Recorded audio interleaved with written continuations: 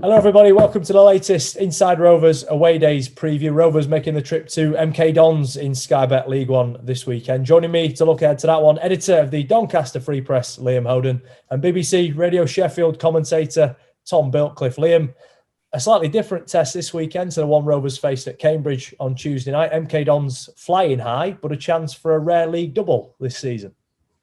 Yes, they're not coming around too often, but you see, hopefully Rovers can build on what they did in that first half at Cambridge on Tuesday. It's been that steady progression, from Wigan as well. That was a decent performance in that one, albeit a one that resulted in defeat. But yeah, an opportunity for Rovers to go and carry that forward and test an MK Dons side who will be, a little bit hurting with Matt O'Reilly set to depart.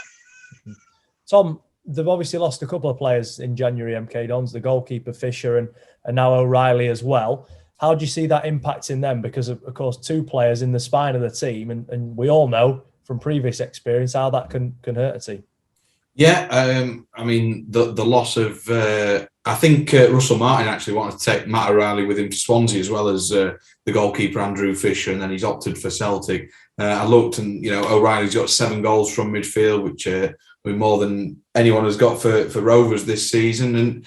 But then they've also managed to bring in Connor Coventry, who'd been at Peterborough earlier on in the season. And it seems to be the sort of place where there's quite a few players go to thrive, build their career, and then progress on. So it'd be interesting to see how much of a difference it does make for them. But, they're full of confidence. And they're not the only team in the top 6 going through a bit of turmoil. Think a bit closer to home, and Rotherham have got a couple of players, one who wants to go, one who seems set to go in Curtis Tilt. But I think that the way that they're going, MK Dons, particularly on their own patch, that they'll want to roll on, and they've still got, another 10 days or so to get someone in.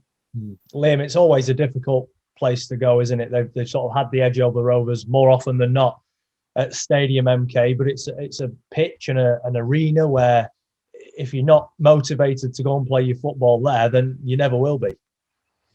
No, it's a great place to go.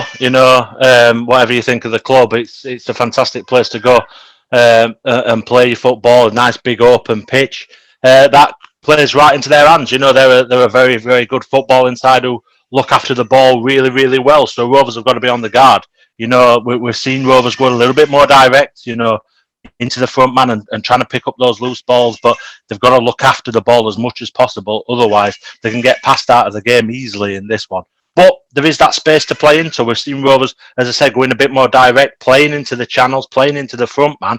If they can get in behind the wing backs with some good, decent balls in, got the pace of Josh Martin, got the pace of Kieran Agard as well, get in there and hopefully, take advantage of that.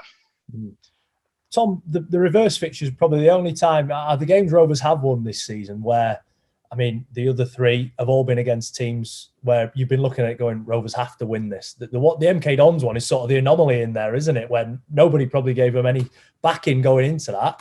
And arguably their best result of the season so far came against this weekend's opponent. I'd say it's comfortably the best result of the season, and the one that seems to surprise everyone, really. I remember Thiago getting the winner, of course, late on, albeit from about half a yard out. But Rovers know that they can beat this team, and that will give them a confidence. They have won on a few occasions at Stadium MK. It seems to go one way or the other over the years. No draws, but Doncaster have got a lad up front who scored plenty of goals there when he was there in Kieran Agard. So he knows the surround as best as anyone, really, and he'll know what it takes against his old side.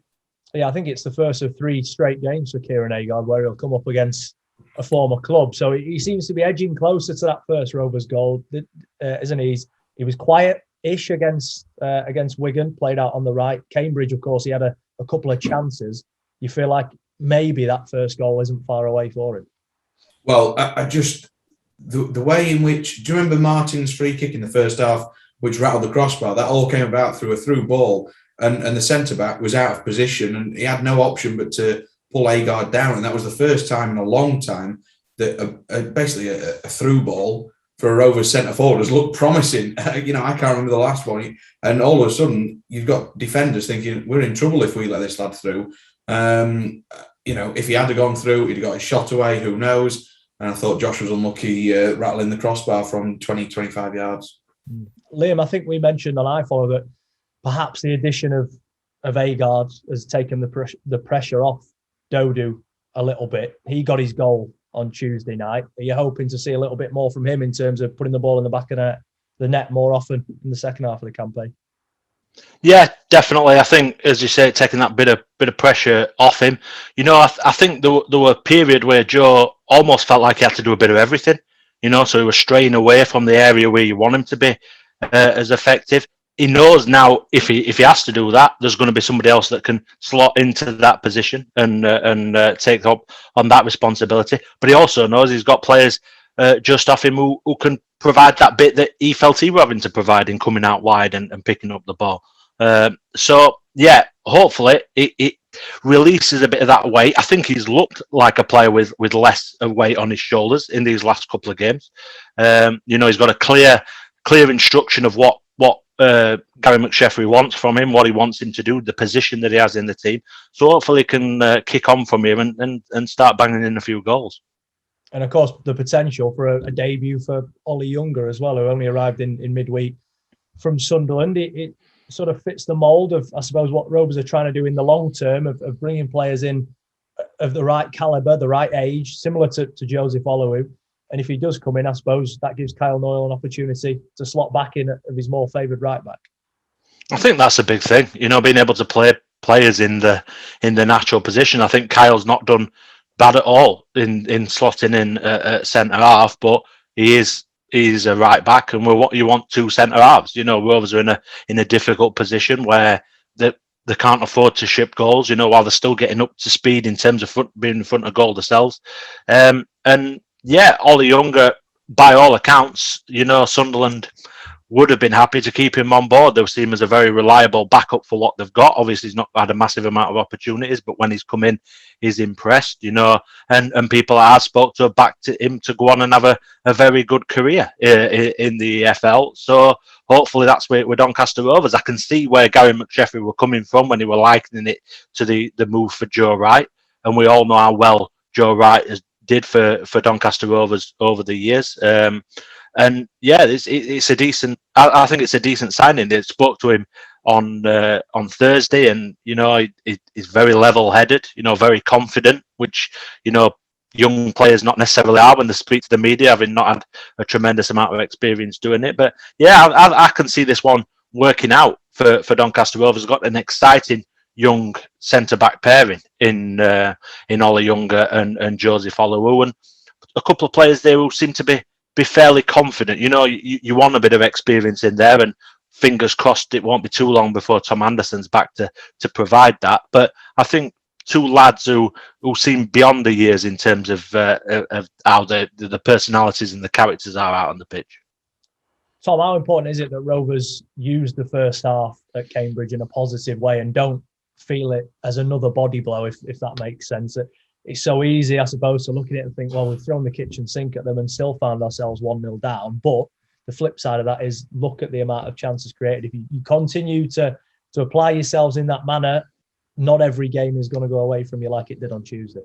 No, absolutely not. So in answer to your question, they will take confidence from that. And it wasn't, at half-time I said, it's a similar start to what we'd seen at Morecambe. It's probably better. But at Morecambe, they went in at half-time 3 goals up. They went in at half-time a goal down. So they'll definitely, it was the chance creation. And, Cambridge knew they got away with it. But ultimately, it's that one lapse in concentration and Rovers were cut wide open. And I look back at the 3 goals. Gary will be pulling his hair out because they're all avoidable. They're all sloppy. And you just wonder, you cannot allow MK Dons to get the first goal, keep it tight and put the pressure on that. They're going to open up. They're going to have to. They're going to see a lot of the ball. Rovers are going to have to do a lot of running. It'll be about, what you don't want in such a concentrated period of time when you've got so many games coming up is a team that's going to have 60+% of possession, because it means you're without the ball and you're going to have to do a lot of running. So there could be some tired bodies come Sunday morning. But if Rovers have got a point or more, let's be realistic, a point would be a fantastic result in the context. It's not what they need, but then Rovers could move on from there. And they've got a week, not necessarily a week off, but a week before the return to match action. Yeah, Liam, Gary's spoken a lot about the running stats, hasn't he? And how far players are willing to go that extra kilometre in a game. If everybody's running an extra kilometre, it can make a massive difference. The teams at the top end, there's no coincidence, they all run the furthest. So when Rovers are coming up against those teams, what they do off the ball is as important, if not more important, than what they do on it. I think we saw that against Wigan last week. You know, how important that drive and that, you know, determination to chase everything down, to chase every loose ball, to win the second balls. It made such a difference. They gave Wigan plenty to think about, and that's a Wigan side that were rampant coming into the game and look very much on course for automatic promotion. That makes all the difference. That's why you get in the FA Cup. You know, I'm not comparing it with a gap, but non-league teams giving Premier League and Championship teams, again, something to think about. It's because they're so determined in that game to put everything they've got to leave nothing out there.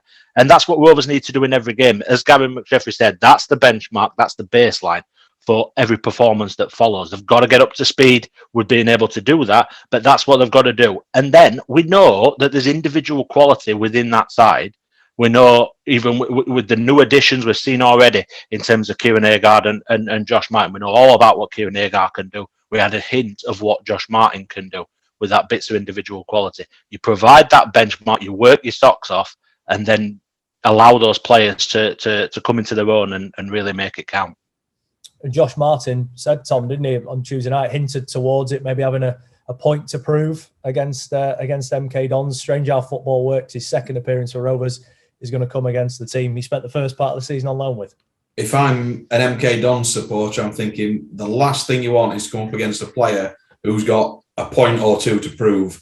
And he clearly has the quality in his locker to emphasise that point. And Rovers will be, you know, just kind of firing him up. And he seems to have a bit about him, doesn't he? He's strong on the ball, two-footed. He had a hand in the build-up for the first goal on Tuesday night, and I like him. And that's Gary McSheffrey said that was him at Rusty. So I definitely think there's scope there for him to have a good game and show MK Dons what they're missing. A difficult one to predict given where the two teams are on the table. Of course, Rovers battling to stay up, MK Dons battling to go up. But how do you see it going, Tom? What's key for Rovers in terms of getting a positive result, whether that is a draw or a victory? Well, as I say, I think a draw would be great for Rovers, but they're going to have to score, I think. MK Dons have been kept scoreless, I think, twice all season at home, and Rovers haven't kept a clean sheet away from home, and that includes going to, you know, the rest of the teams at the foot of the table. So Rovers aren't going to get done, you wouldn't have thought, at a set piece or anything like that. They've just got to be smart and just kind of shut up shop, really, keep MK Dons quiet and try and open them up and catch them on the counter. They've got the pace to do it. It's just about, they're going to get a chance or two. It's just finishing those chances. But if MK Dons take the lead early doors, it could be a long afternoon. Liam, would you go along with that? I think that's pretty much spot on from Tom. Last thing you want to do is, you know, go behind to them for a team that they'll pass you out of the game all afternoon if you allow them. So if they have something to hold on to, then it's going to be very difficult. But I'd like to think that the last couple of games are leading towards something for Rovers. As I said earlier, MK Dons are going to be hurting from the loss of Matt O'Reilly. I spoke to the journalist that covers them week in, week out earlier in the week and asked him what the strength of MK Dons were. And he basically said O'Reilly and how the team, how he controls everything in the middle of the park and creates so much. So hopefully that means that this is going to be a bit of a teething problem. They've got some very good players. They're playing very well this season. So it's going to be difficult. But yeah, hopefully Rovers building on these last two performances, carrying those forward, get the bit between the teeth a little bit, cut out silly little mistakes, and they can get something from this one. They've lost Kioso as well. He's gone back to Luton. He scored in the reverse. And so Luton threw him in against Reading on Tuesday night. So he's clearly of a championship standard. So if you lose a goalkeeper, a centre-half that you had on loan and a central midfielder, you know, the rest of the team might be thinking, well, hang on, who's next? And that might just upset the apple cart and MK Dons take their eye off the ball.